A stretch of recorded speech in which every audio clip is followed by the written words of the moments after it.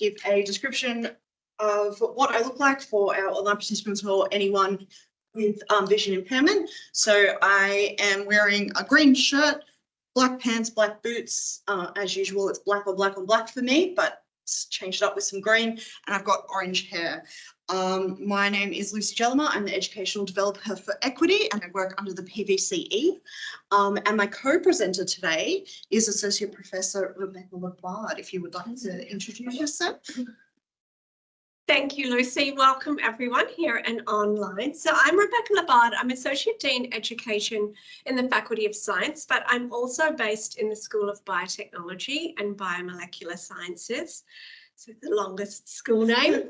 And so what we're talking about today is a little bit around that. You said you're normally black on black. I'm normally neutral on black, which is me today. Shorter than I look online, everyone always says. Yeah, that's me. So hi everyone, my name's Ramesh. I'm currently the Pharmacy Academic Lead in the School of Health Sciences. If you have known me in the past, I was previously working in the School of Population Health in the health management team, but moved across when we launched our brand new health professional programs last year. So it's great to be here, and hopefully I can share some tips and tricks that I've learned along the way with you guys. Want to show my respects and acknowledge the Bedigal people who are the traditional custodians of the land on which this meeting takes place, and to the elders past and present. I'd also like to acknowledge and show my respects to the traditional custodians of the lands of all the people that are joining online today. So if you can, please share where you're connecting from in the chat. That would be wonderful. And after this workshop, I really encourage everyone to go outside, take a moment to reflect on our beautiful country and the crucial part that First Nations peoples have played in its prosperity. The agenda, we are going to address the activity. Then we're going to have a bit of a talk about text accessibility, introduction activities, boundaries of your role, some support services, and then Rebecca's going to go through her strategies, and then we will wrap up. These were all the different versions that were available for this activity. Now, I will say that this slide is pointing out another issue. So what each activity did is exaggerate a difficulty that a student may have. So the slide itself is showing cognitive fatigue. If you had lots of slides like this, that is very tiring, just mentally draining while you're trying to watch something. When we look at each of the options, we obviously had one that was just in English taken directly, but I will say a closed passage is actually an activity that is not very accessible for everyone. So even the activity itself had issues. We then have one that's in Dutch. We have another that is different cases of letters. One that is highlighted what was meant to be dark red, but I forgot to click color on the printer, so it's just black for you guys. One that switches the letters around, and one that's in really tiny font. So for some of it, you can see, so obviously the switching the letters, that is an exaggeration of what someone with dyslexia might experience, but remembering that dyslexia is very varied, that lots of different things for different people, but just as an illustrative exercise only. Obviously our international students, so I chose Dutch because I was hedging my bets that we wouldn't have someone that spoke Dutch. Clearly I shouldn't have put money on it, so I'm glad I didn't. And then the highlighting, so even though I don't think anyone in their right mind would ever highlight dark red on black, highlighting of any colour can be difficult for some people to read. So it's not recommended to highlight when you could emphasise in other ways. Just thinking about if you were in a classroom and you were aware of different ways that you perceive activities, it would be easy to become frustrated, or, you know, maybe not feel like it's fair that you're not getting the same go as everyone else because of something you can't help.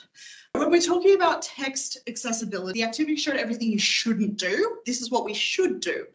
For documents, a minimum of 12 font, 18 for presentations as a minimum, and I mean very much minimum. So the current text that you can see there is 24 point. Using sans serif fonts, so you can see examples there. Obviously, use your professional discretion. You're not going to, give an assessment brief in Comic Sans, but it's just an example of a sans serif font. Bold or underline instead of highlighting to be able to emphasize information, and using tiered information. So being able to break it up into sections, and you'll be able to see that throughout the presentation. Trying to have consistent structure and design really helps as well, particularly for neurodivergent students. When fonts and spacing and things change all the time, it's very hard not to focus on that and to focus on the content, because you're so, why is it not consistent? And where possible, try to use Word instead of PDF, because Word, students can go in and make the font bigger, change it. You can use various assistive technologies as well. Why do we start these sessions with an activity? So including an activity at the start of a lesson, whether it's a lecture, a tutorial, workshop, anything like that, has a few benefits. So one is that you can do informal formative assessment. So you could, obviously in this, I wasn't testing you on your knowledge of thinking fast and slow. For me, it was those other 3 points. I was gauging the vibe of the group. So are people willing to give things a go, to have a chat about it? Increases engagement rather than us sitting here twiddling our thumbs waiting for the time to start. We've got something that's pulling us into the content, and then it focuses your attention on what's coming up. So in terms of informal formative assessment, you could also do something, let's say like a Kahoot at the start of a class, and go over the key points of whatever the content is. And then if you find that a lot of the students get a certain answer correctly, you know that that section of your lecture you can go a bit quicker, and then spend more time on the ones where they were a bit more unfamiliar. We are going to discuss whether you use introduction activities in your teaching. If you have used them, what have you done? And if you haven't used them, what are you interested in trying? Have a bit of a brainstorm about, in your practice, what could you do? I guess I've taught across a variety of different contexts. So when I started here, I was teaching health management students. Largely it was online. And I think part of the issue is we were trying to create learning communities with this group of people. We had 350 students who were all over the country and around the world, and it was a plus alliance course. So we had some random students from Arizona State University as well coming in, which was also interesting. But to try and work with them, everyone's studying at a different time zone. Everyone's studying at different times. I think recording videos was something that we were really trying to do. Everybody has a smartphone these days. My phone camera light is on. Everyone has a smartphone, and just making it accessible with the smartphone was, I think, really important for us. Moodle is not the greatest for smartphone access, but there are some apps that plug in quite nicely. So Flipgrid was one that we used. Flipgrid caused a lot of problems towards the end, so I switched up to VoiceThread. VoiceThread seemed to have a much better acceptability, and it also has a nice commenting function as well. So we found that was a really great way for students to network with one another and put a face to names, and that worked really well.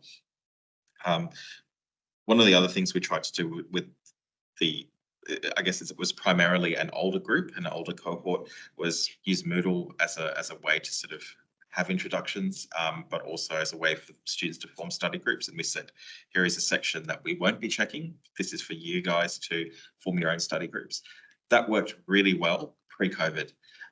Post-COVID, there was this massive sense of fear of missing out. And as a result, students were starting to join about 10 different online study groups and were getting very confused with doing assignments and even with the lecture, with the content that we were presenting. So it hasn't worked in recent years, but pre-COVID, it worked really, really well. With my undergraduate students, so I've got now first years as part of this brand new program. We only have 2 cohorts of students, but I'm teaching primarily the first year content.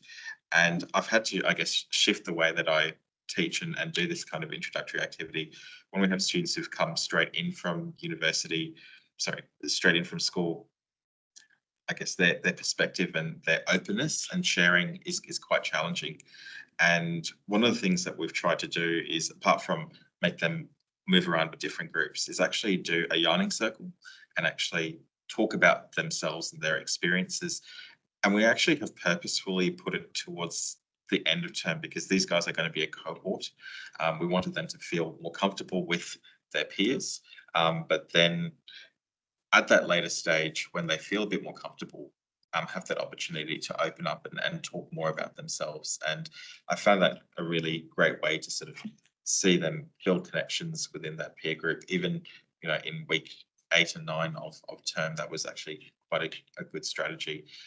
So I just came from a lecture now actually where they were all talking. So I think that was actually a really great engagement strategy as well. So I think, using the yarning circle principle, I think was it is a time-consuming process compared to just sharing things around a table, but it was actually a great way to help everybody connect with each other within a small group. Can I ask you, when do you do it? When do you do it? So we did the yarning circle in week 8 or week 9 of term, but that was because this is their first year course. It's an introductory concepts course for pharmacy, so it was all about foundational concepts. I had got students to do a lot of stuff about understanding their authentic self, and as a cohort, this particular cohort is a much quieter cohort compared to my first cohort. So I think by putting the yarning circle in week 8 and week 9, I think they had an opportunity to feel more comfortable first before they had that opportunity to open up. I think if I had done that a bit earlier with this particular cohort, it wouldn't have worked as well. I think if it was my first cohort that came through who are much louder, much more, and I don't think it's engaged, they're a bit more outgoing in their personalities, that would have worked, in week 3, week 2, really, really well. But I think with looking at the variation between cohorts, my second cohort is a very different group of students and they're much quieter. One of the things I like to do, and this only works as a first year task, is I get them to reflect on themselves and who they are as an individual. And that is just like an introductory reflective activity, which I get them to keep on coming back to.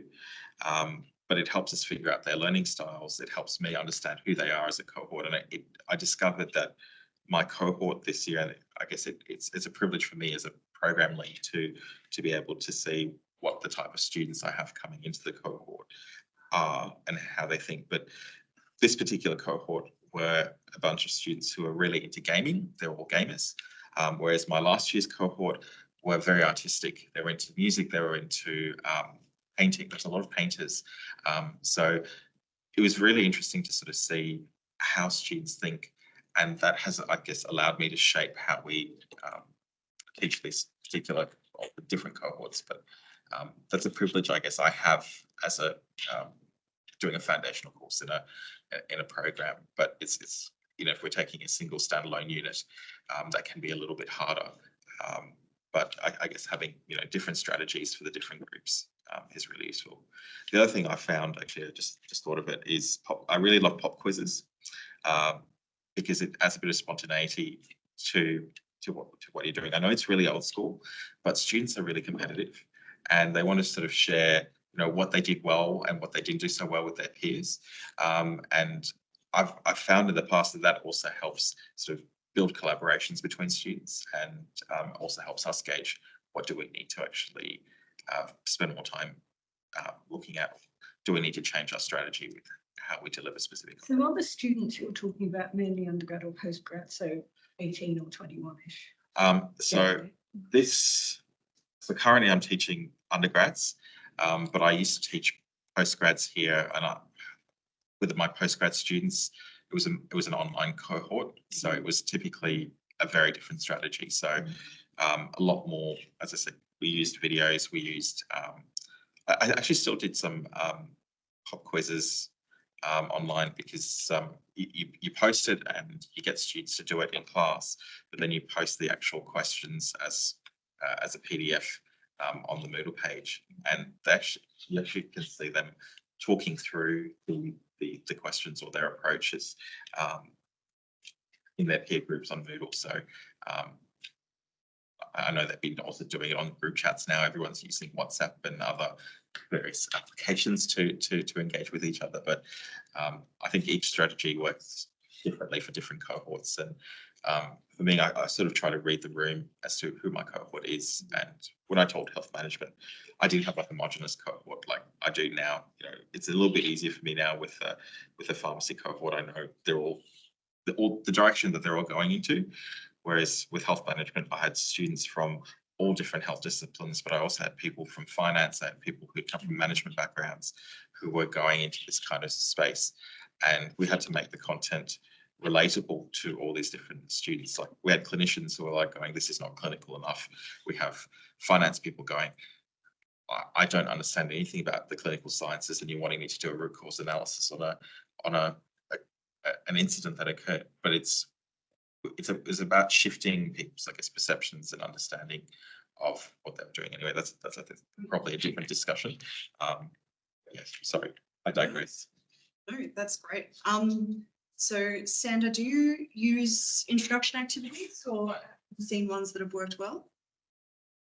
I have tried to use icebreakers during the online period, but then I sort of, I guess like a lot of people, forgot that that's an option now. But yeah, no, I'm picking up a lot from this session though. I think it's that I'm making a lot of notes on how to start with that. I think that's a great idea. Excellent. And you know what, that happened a lot in the last session too. Lots of people said, oh yeah, I did that online. Why aren't I still doing that? And I think, yeah, sometimes we forget. And just talking about Ramesh's strategies, like using like Kahoot and things as well. So if you do have maybe a cohort that is a bit more anxious, you could always do anonymous quizzes. So then they get the content and they get the competitiveness, but then if they don't do well, they can just quietly pretend that they were someone else. So that sort of supports well-being as well in that consideration too. The boundaries of your role. This is quite a tricky concept and something that a lot of teaching staff can find difficult. And when I'm talking about the boundaries of your role, it's about when students come to you with something that goes beyond just teaching content.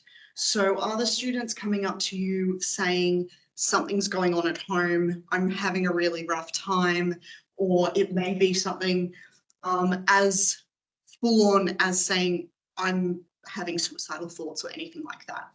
Now, the reason why we're bringing this up is that it is something that came through a survey and things of staff of not being sure what to do in those situations and where the boundary is.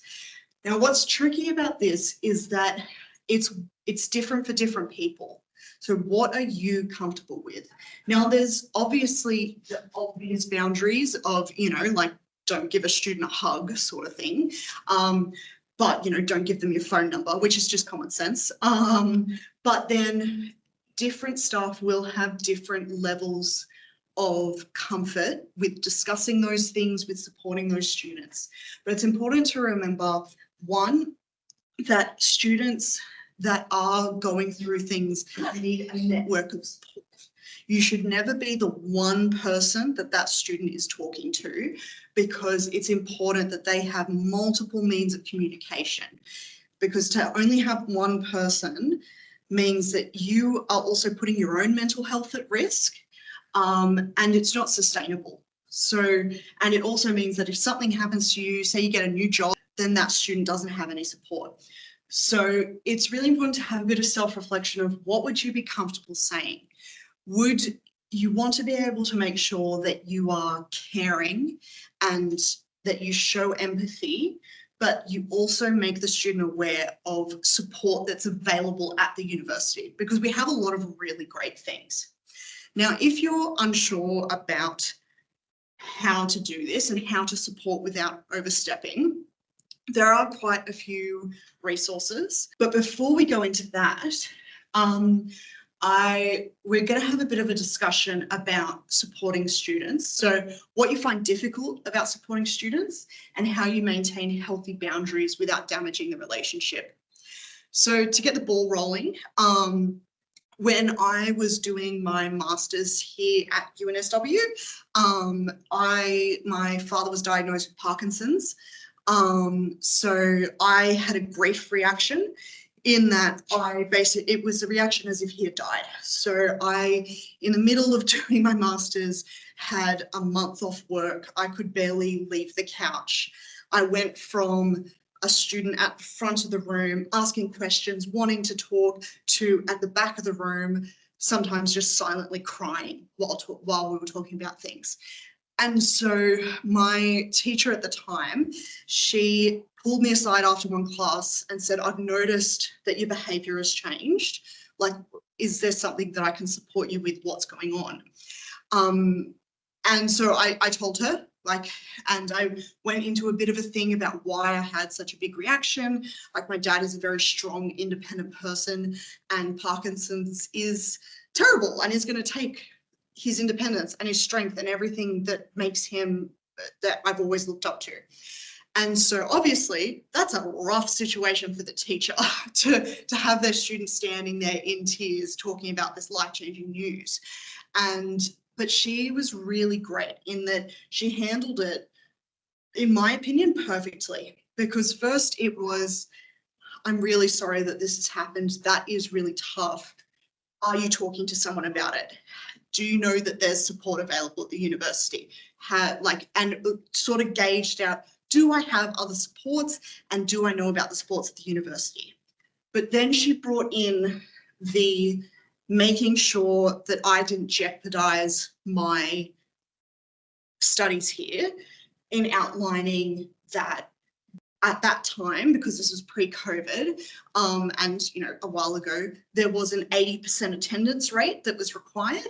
So she said, you've already missed this class, you can only miss 1 or 2 more. I don't want you to have to redo this class. And she went through, look, we have that assignment coming up. Why don't you contact ELS, get an extension? And she went through the support she could have within the university without putting herself in a compromising position.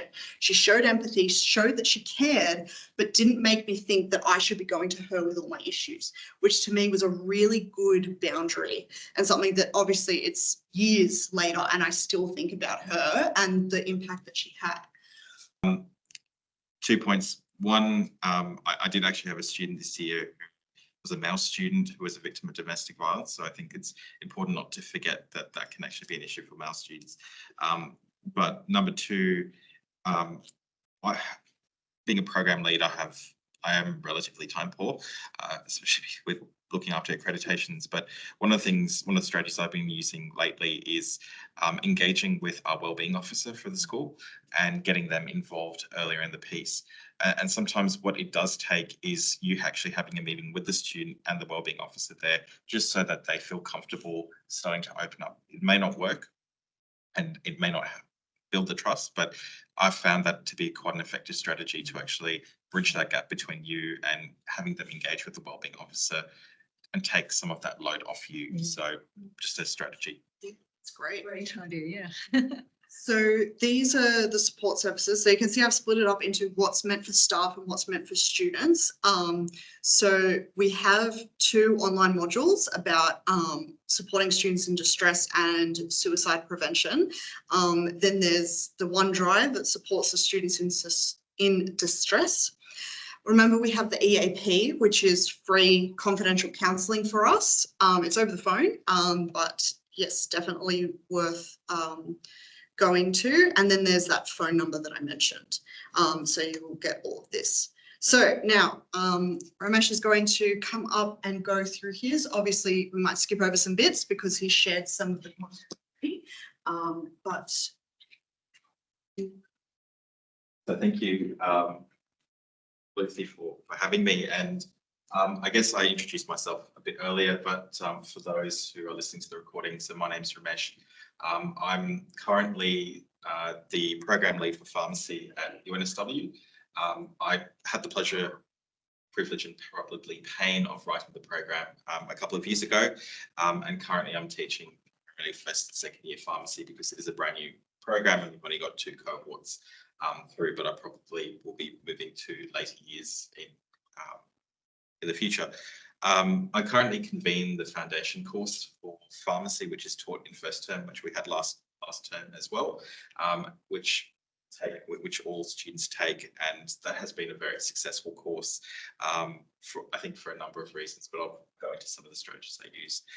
As I said previously, I have also taught at the postgraduate level here at UNSW and at also both undergraduate and postgraduate levels at 2 other universities. My courses at UNSW, which were postgrad, had between 250 and 350 students, and there were 2 core courses that I was teaching in the health management program, which was a lot of fun. And I actually do miss teaching those students because there was a lot of variety in those students. One of the things that I really love doing is creating a learning community. And I think I spoke about this earlier, that with my first year students, we created yarning circles to actually help students connect with each other. But when I was teaching my students online in the postgraduate level, we had to create strategies to help them engage with each other. And for me, that was using initially Flipgrid and then moving on to VoiceThread as a way to encourage students to think about other students in similar positions and share their experiences about not just who they are, where they are in their careers, and it allowed them to create study groups. And having that opportunity, particularly in VoiceThread, to post comments, I found really helpful. I'm a big fan of VoiceThread. Padlet is another strategy I'd used at another university, but here I've used Flipgrid and VoiceThread. I had used prior to COVID Moodle forums for creation of study groups, as I said, but that has caused some challenges post-COVID, or since the COVID era, I should probably say, where we have students having the sense of the fear of missing out, and so join multiple study groups and tend to get themselves very confused. As you can probably imagine, with leading a program, I tend to be very time poor, and I try to maximize my strategies to engage with my students. One of the things I found that worked really, really well last year was I had a dedicated hour for consultation. In addition to students making appointments from time to time, it actually decreased the number of emails that I was receiving for students. Which was a huge lifesaver for me, particularly because I was having an accreditation site visit last year. But students actually turned it into a lunch hour where I would actually do my consultation not in my office, but I would actually do it out in a study space. So it was an open area in the building where our students would typically congregate, and they actually turned it into basically a lunchtime session where I was not just providing them with help on the content, but it was also mentoring and providing them access to that great level of support. So I found that to be what worked really, really well was, I think, not having it in an official office space, but actually taking it outside the classroom into a study space, still semi-formal. There were still tables that we could sit around. Running it at lunchtime, I think, made it really informal. And what I found was that students started to help each other. They'd all come to this sort of lunchtime gab session, but they'd all start to help each other and say, oh, actually, I tried this, I did that. And so it became this sort of facilitated study session, which I did not anticipate it to be. This year was a slightly different dynamic. As I said, different cohort, different strategies that I needed to employ. And I found this year was still a really useful way of allowing students to ask questions in a non-confrontational environment. So it worked quite well, but it had a different dynamic, obviously based on different cohorts. Obviously, when we are taking into account student needs, I like to obviously use different types of notes. This is just, I guess, very obvious, having written notes versus visual notes. Personally, I'm a very visual learner. If you give me a block of text, I cannot sit there and learn it. Reading textbooks I find incredibly boring. Papers not so much, but textbooks I find incredibly boring. So ensuring that there's, I guess, different types of ways that the students can learn. One of the things that I'm really big on is creating sensory experiences, using all our different senses, so touch, taste, smell. So I guess it's a little bit easier when we're teaching the sciences, we can get them to play with things. But even if it's in class and I'm giving them a scenario, I like to use props when I teach. So maybe even, it may be miniature boxes, but if you give it to them and you're doing an activity, just having that prop, I've found helps them really engage with the activities. And sometimes just having that tactile sensation really enables them to engage. One of the things that I have also tried to do in recent years is to try and use images of people from different backgrounds and from different cultures. So I have a very multicultural group of students in my particular cohort. And I think students like to see images of themselves in their future roles. So trying to use images which are not just, typically Caucasian males. If you look up stock images, it doesn't tend to work. My profession is heavily female. The profession is 64% female, and my student cohort is probably closer to the 80% female. So I want to make sure that I'm using a lot of women from different ethnicities and different cultural backgrounds, sometimes having, the various headdresses that they may be wearing. And that I found really helps students engage with the content and at least see themselves in the images. And it's not just something that's, I guess, seems foreign to them.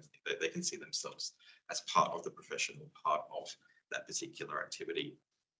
Thank you so much. I learned a lot. Who else learned a lot? I learned a lot from the people around me too. It's a nice group. There's only a couple of familiar faces, which makes me feel I should get out more, because normally the talks I go to, they're same groups of people. So I teach a course in my school, which is called Molecule Cells and Genes. It has, in the first term, it has 1,200 students. This was our first lecture in the image there. They don't all fit into Clancy, so some of them were online. We actually only have the first lecture in person where sort of they can see the scope of it. But that's the course I'm going to talk about. So I started doing some more inclusive strategies in some of my other teaching, but this is the one I'll talk about. Course design. So my approach to my courses and the design is around making things simple. That makes it simple for me and simple for the students. The lectures are now all pre-recorded. And they can have access to them slowly for the first couple of weeks to not be overwhelmed. And then for the whole of the course, students have said that is great. They can get ahead if they know something's coming up. They can see what's coming up. So it's making things as flexible as possible. Students do have laboratory classes, so they still get together and interact face to face. While the lectures are pre-recorded twice a week, we have a Q&A session online. The first one for the week is me just answering any questions about the course, but not content related. So that might be, I can't remember what I do if I miss a class, when's the next assignment, all those things. So first term, students don't know university. And so that's the Q&A, and we also have a forum. And they have a course email. So one of the things I want to get across here is so often academics will go, I can't believe I get asked something that's in the course outline. And someone met with me the other day and they said, what do you do with that many students when they ask you a question? I said, I love being able to answer. It's going to be the easiest email I get of my day is to tell someone the answer to something in the course that's in the course outline. I don't care how many times I have to answer it. I got there because I called IT once with a problem, and they said, have you not downloaded the PDF from our website? And I thought, I will never again send one of my students to my course outline. They can use it, I tell them it's there, but it takes me about 5 seconds to answer their question. So that's informed a lot of my approach to students. Is I may be the only positive interaction that they have in their day. If they ask me a question, I'm not going to say, you can find it there. I'm going to say, thanks so much for reaching out. This is how it is. If you didn't know X, maybe you could look at here because there's other things you may have missed. So I still put them in touch with look at the course outline, but answer their question first. So that's the approach we like to take to the course. I've put scaffolded assessment. I guess we all do that to some extent, but it means I want my students to go into a test or whatever it is, knowing exactly the types of things they will ask. There shouldn't be any surprises. There shouldn't be any twisted, clever questions or things like that. Lecture resources, I have a whole lot of resources that are available to them. They have the lecture notes, they have the recordings, they have references to each lecture that are available, and they have practice questions. So everything is kind of there for them. And we have a self-management co-curriculum that I'll go through in a minute. We all have this with Moodle Enhanced now, but just to point out that Moodle, I've always had it set out in a week-by-week structure. I feel then students can just go into the section that they're up to. If they've had a difficult time, they don't get then overwhelmed by, I'm so far lost, I don't want to come into the course and just be overwhelmed. I can just go into the piece that I need. So that has lecture resources. Under that, it will say activities to complete, and that's the things they need to do. And for each lecture, as I said, the notes will have learning outcomes on them for every lecture. That makes it so easy for me. They have references, they have their recording, they have a glossary. So in science, it's often really difficult for students because there's so many new words. And so learning what that word is important, and questions. Students have given feedback that the lectures are very accessible. I was surprised that students noticed when I made some of the changes I'll go through. I did not think they would notice. I thought maybe there would be 1 or 2 students in the course that had vision impairment or something like that, but it just got a lot of feedback. So on the left-hand side is sort of what, it's just a screenshot of part of my Moodle page. So it will have the name of the lecture, it has the learning outcomes, it has a link to the notes and a link to the recording, and then underneath there'll be some of those other resources I described.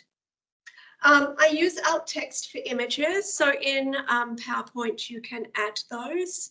I find, people say it's time consuming. It's not really. As I go through and check my slides, I just click on the image and write what it is. And it's actually kind of a nice process to go through. It kind of reminds me what I'm going to be talking about. I use the default PowerPoint, which I've been told has the heading hierarchy that works for screen readers. If you put text boxes or extra things like that, a screen reader won't know where to go. And I had someone demonstrate that to me once. It was terrible. It read out the formatting, it just jumped all over the page. So I try to make that quite consistent, but that has benefits for other people, as I've found out as well. So for other people, they also find that quite clear. In PowerPoint, it's easy to create something called a tagged PDF. I won't go into what that is, but because I'm sure you can all search well. But basically, it means that when it is in that PDF form, you'll get the green ally rating for accessibility in Moodle. So you'll get this little thing here, and that means that it has been checked for the key accessibility through the checklist, and it will work well for the screen readers, etc. So that's what I do. It doesn't take that long. It means I've got a really easy format and I can do my lectures all in the same sort of with the same consistency. Before I pre-recorded the lectures, I actually made a special effort to make sure I had quality audio recordings. I thought again that this was subtle. I made sure I used the lapel mic instead of the one on the podium. I found I used to step away and the sound volume would go up and down for students. That small change came back on my experience, which I was surprised about. And they made comments like this. The other thing I'll talk about, we have mics in this room, is never in a class go, I don't need a mic, I can speak really loudly. Someone went to me once, it's not about your voice, it's about other people's ears. You don't want to go, can everyone hear me? You're forcing someone to say, actually, no. And the herring loops, for example, won't work if you're not using a mic. The people that can't hear you to call out to you. So it's little things like that. So initially I had a hearing impaired student in one of my courses, which allowed us to get transcripts produced for all the lectures. This was so frustrating. I felt for that student. The lag time on getting the transcripts through a third party was, I just felt so terrible. They were of such poor quality because the third party didn't know sort of the jargon. They were doing it only from audio. The company wouldn't look at my slides, so all the spelling was incorrect. And it made me realize just how important that is and how amazing it is that AI generated transcripts now exist. And so working on that, I think we've re-recorded quite a few lectures now, and that's probably the next step, is to go through and have a consistent transcript for each of the lectures. That's not just what I'm saying with my ums and ahs and incomplete sentences, but going through, and again, AI can put that together for you so nicely so you can give a quality product to students. And I found that's used by a range of different students. So many students like it for creating notes and all sorts of things. The live Q&A sessions on Teams have live captioning as well. Students also use those notes to translate into their own language, which helps them. And any revision videos we've also put transcripts up. These seem time consuming, but with AI, things like this is so fast now, it doesn't take that long. So trying to make it easier for everyone. So my lecture notes have learning outcomes on the front. I've had so many complaints about that. The complaints come from all the other academics in my school that then have students going, in my first term, in my first year, we knew exactly what the learning outcomes were, can we have them?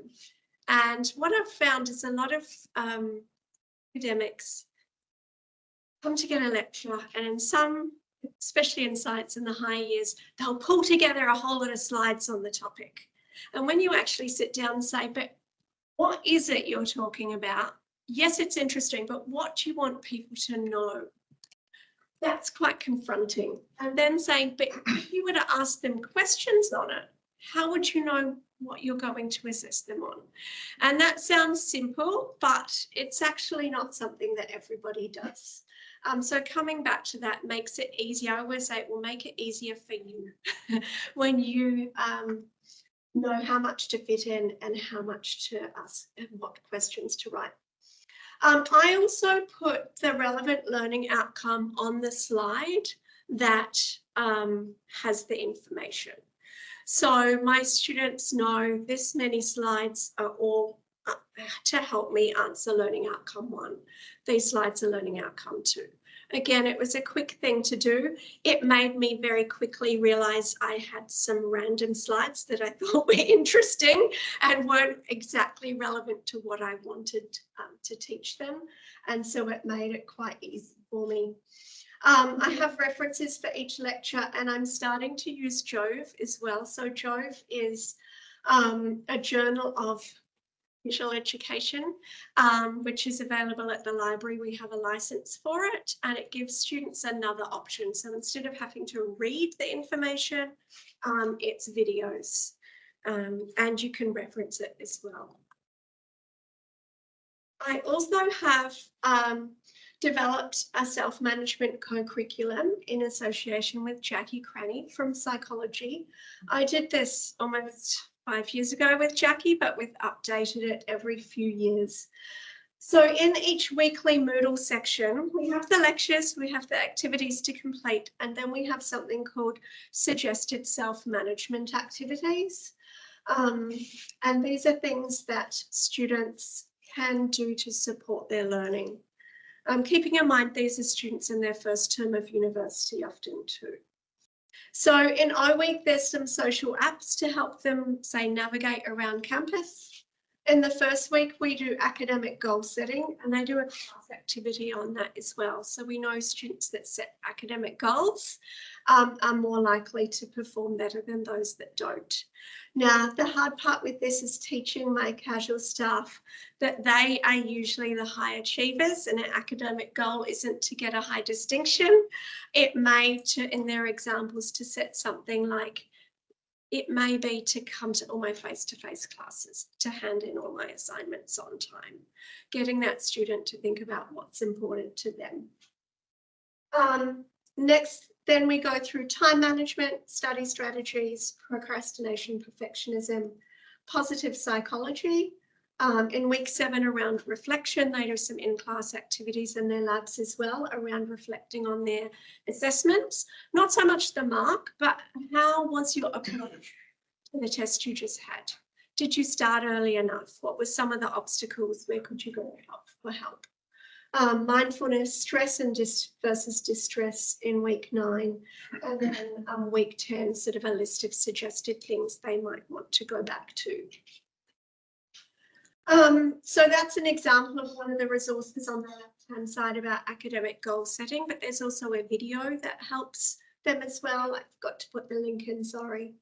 And I just got so much feedback about students feeling cared for, feeling they appreciated the worksheets, they appreciated the mental health resources. I was really surprised that I got those comments. This is a science biology course. I wasn't sure whether they would like having this co-curriculum, if it would add clutter to the course, but they have really liked it. What's next? I want to upgrade a lot of the course resources. You make tweaks and changes as you go through the years, and then you realise you've got to pull back and simplify. I'm excited for the Academic Success Monitor that some of you may have heard of coming out of PVCE. I'm interested in turning my first year courses into competency grading, which allows, you know, our first year to be sort of a more level playing field. And I'm really hopeful that AI will keep helping us, because it's really helped me a lot in this area so far. Thank you so much. Thank you. After this session, just have a reflection on something you learned, something you might apply to your professional practice, which is what we're hoping for here, is the sharing of expertise will improve student experience. We have some upcoming workshops. So we have the Advanced Inclusive Teaching Practices this term. They are, one session is on with a focus on UDL with Terry Cumming, and another is a focus on TILT, so Transparency in Learning and Teaching, with Katrina Blazik. So again, those sessions will be quite different. The other sessions haven't been booked in yet, but when there is details, I will send them to anyone that has registered. So the QR code is there. I would really appreciate feedback if you can provide it. I try to make sure that any feedback that's given, I read it and try to improve the next sessions based on it. And I pass on any lovely notes to the co-presenters, because generally it's always lovely, because our co-presenters are incredible and I really appreciate the time that they take. And just so you know, we didn't make things up. There are references there. But I will leave it on the feedback slide. So I hope you had a good session, that we learned something new.